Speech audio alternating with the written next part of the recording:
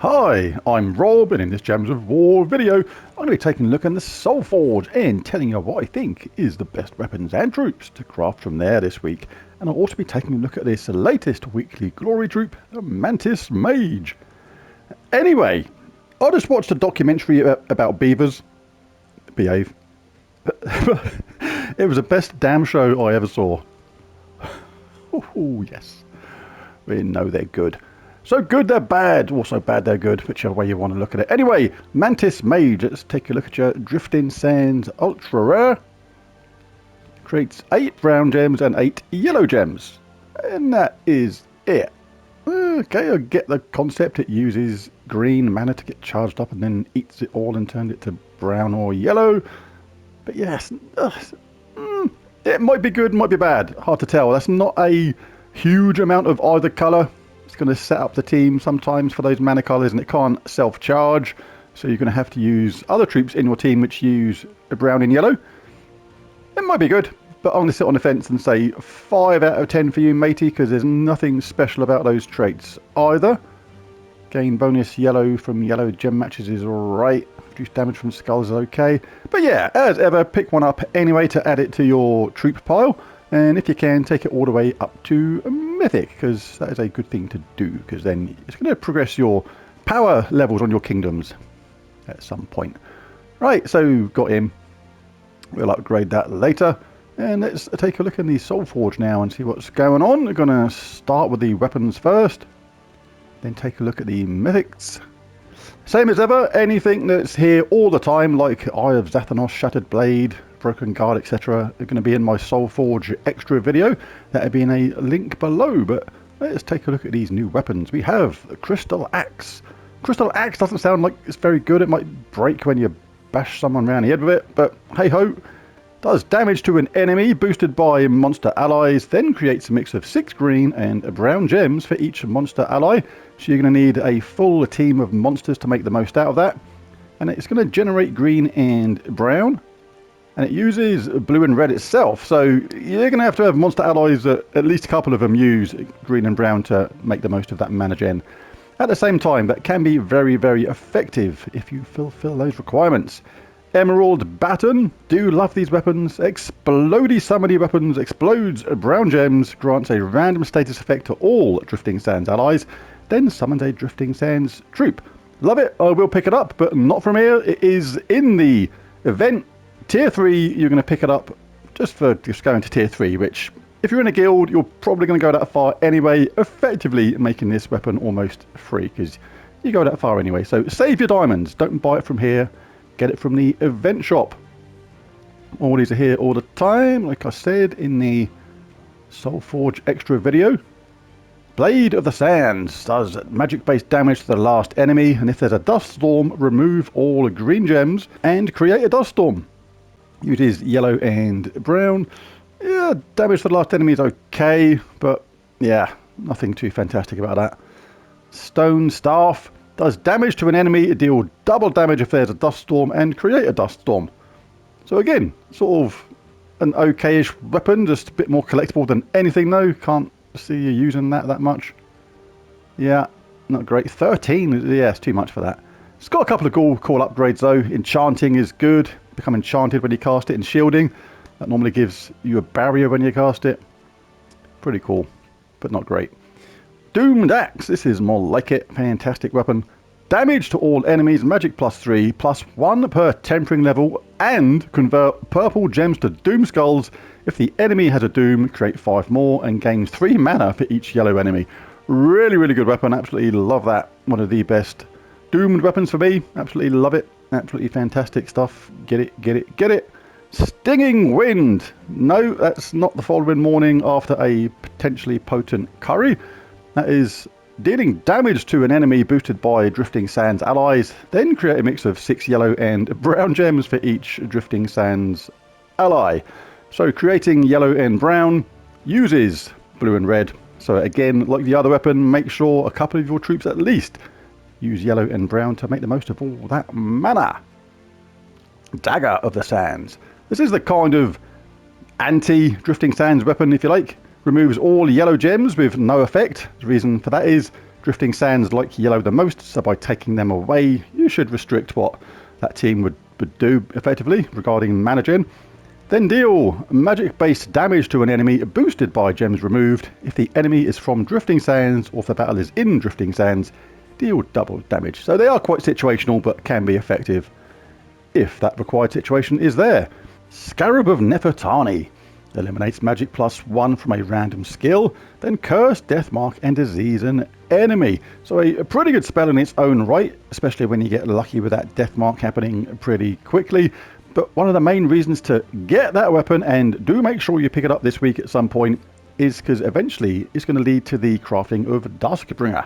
Now, Duskbringer, really good weapon, deals magic-based damage to all enemies, boosted by purple allies and enemies, death mark all enemies, and if there are 13 or more brown gems, gain 2 magic. So a really cool weapon. But you do need these Nefertani weapons to create it. They don't get absorbed, so you still keep them afterwards. It's not like they vanish when you craft it or nothing. But you do need the Ankh of Nefertani, which is from Drakzum. And that one from Sword's Edge. And indeed, the Scarab of Nefertani from Drifting Sands. So make sure you craft this weapon this week. Sharp Fang, much better than a Blunt Fang. Explodes magic +1 brown gems, grants a random status effect to all monster allies, then summon a monster troop. So a second explodey summony weapon. Pretty handy. Any more, or are we done? We are done. Right, onto the troops. Let's start with the mythics. Start from the bottom and work our way up. Same as before. All these ones that are here all the time are in my Soulforge extra video. No need to go over them all again every single week. But first up, we have Archproxy Yvendra. Like her a lot. Super duper crazy damaging spell. Looks like a lot of mana, but once you cast her, she can often get a heck of a lot of it back and sometimes self-charge completely. Converts all yellow gems to Uber Doom Skulls, so best to wait until you get a nice board conversion for that. But when she casts, it is absolutely devastating. So convert all yellow gems to Uber Doom Skulls. These are much bigger area than even normal Doom Skulls, create a massive explosion, often chain linked together with the other ones, often create a complete board wipe, do mega damage, and then curse web and poison the strongest enemy. But at the same time, she normally picks up a huge amount of that mana back and gets ready to do it again. Absolute beast of a woman, really, really powerful, very good indeed, and some cool traits at the same time. Immune to mana drain, silence, fairy fire, and web, which means she gets her mana and pretty much keeps it. Reduce damage from spells by 25% and conjure a Uber Doom Storm when an enemy dies. Very good indeed. Like her a lot. Who else have we got? High King Irongut is here. Does magic-based damage to an enemy with a chance to devour them equal to his attack and gain an extra turn. So the higher you can get your attack with medals and things like that, the better chance you've got of getting that devour. And when it works, it generally puts his attack above 100, which means from that moment onwards for the rest of the battles, those devours are pretty much guaranteed, providing who you're trying to eat is not immune to devour. So excellent troop, fantastic in the underworld, still an excellent troop. As is Megavore. Crikey, you've got some good mythics this week. Megavore, High King Irongut, and Archproxy Yvendra, all in the same Soulforge, all at the same time. Wow. Look at this. First time I saw this, a few years ago, several years ago, I thought that can't be right. That's just incredible. Like, eliminates all armor from all enemies. It was like, what? Really? Then deal magic-based damage to an enemy and submerge itself. So, yeah. On Explore 12, in the underworld, things like that, that eliminate all armor from all enemies can make really short work of the opposition. Fantastic troop, really good. And also that Death Below, 8% chance to kill the last enemy on 4 or 5 gem matches makes this a horrible thing to counter in something like Guild Wars, because it just puts the opponent on like high alert, because you just know, you give them a single 4 match on something like Guild Wars, that is the kind of thing that can happen sometimes. And it's also impervious, which is really cool. I love Megavore, absolutely fantastic troop. Awesome stuff. And who's the fourth one? Oh, Tesla is here. What a great Soulforge this is. Oh, Plague. I mean, the good stuff had to come to a stop at some point, didn't it? And the Plague does it in style. Eliminates magic +2 points from a random skill from all enemies. Poison and disease them. It's generally not going to be a game-changing spell cast. He's not very good. The traits, Impervious, okay, is good. Aspect of Plague, enemies lose 3 skill points on 4 or 5 gem matches. Double skull damage versus disease enemies, but nah. Plague, mate, you're crap. There's no other way to put it. So let's quickly go over the legendaries here. We have Dracos 1337. Cool troop this, I like this.